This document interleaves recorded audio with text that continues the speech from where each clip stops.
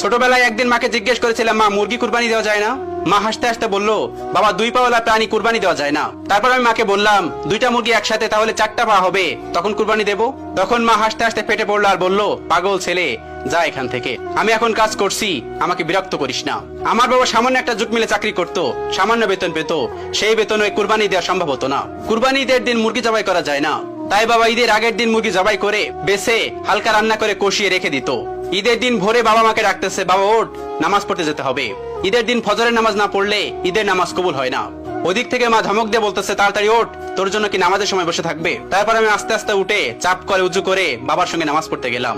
তারপর একসাথে নামাজ পড়লাম, আবার দুজনে একসাথে ফিরে আসলাম। বাসায় এসে আমি শুয়ে আছি, ঘুম আসতেছে না, এপাশ ওপাশ করতেছি।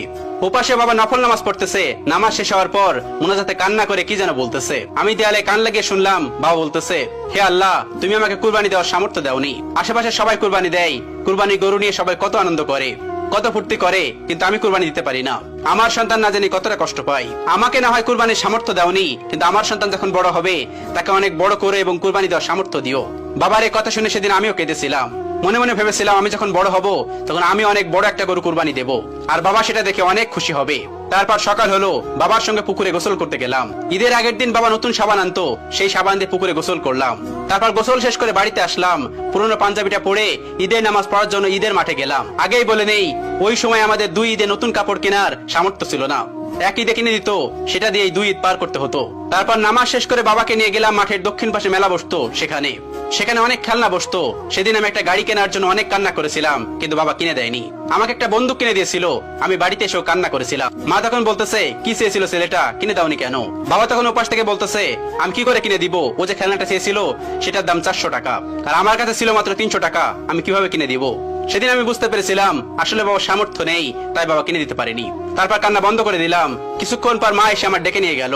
মা সেমাই খেতে দিল, আমি সেমাই খেলাম। ঈদের দিন আমাদের তেমন কোনো কাজ ছিল না, কারণ আমরা কুরবানি দিতাম না, আর বন্ধুরা তাদের সবাই কুরবানি গরু নিয়ে ব্যস্ত থাকতো, তাই আমিও আর বাড়ি থেকে বের হতাম না।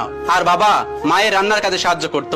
মা সেদিন মুরগির মাংস আর চালের রুটি বানিয়েছিল, আর সেই সময় কষা মাংসের মুরগি দিয়ে রুটি খাওয়ার যে কি স্বাদ শুধুমাত্র আমরাই জানি, এই যুগের কেউ জানবে না। তারপর আমরা দুপুরে 3 জন একসঙ্গে বসে রুটি আর মুরগির মাংস খেলাম। ওই সময় আমরা কুরবানির ঈদে মুরগির মাংসই খেতাম, কারণ আমাদের কুরবানি দেওয়ার সামর্থ্য হতো না। ওই মুরগির মাংস আর রুটির যে কি স্বাদ তা বলে বোঝানো যাবে না।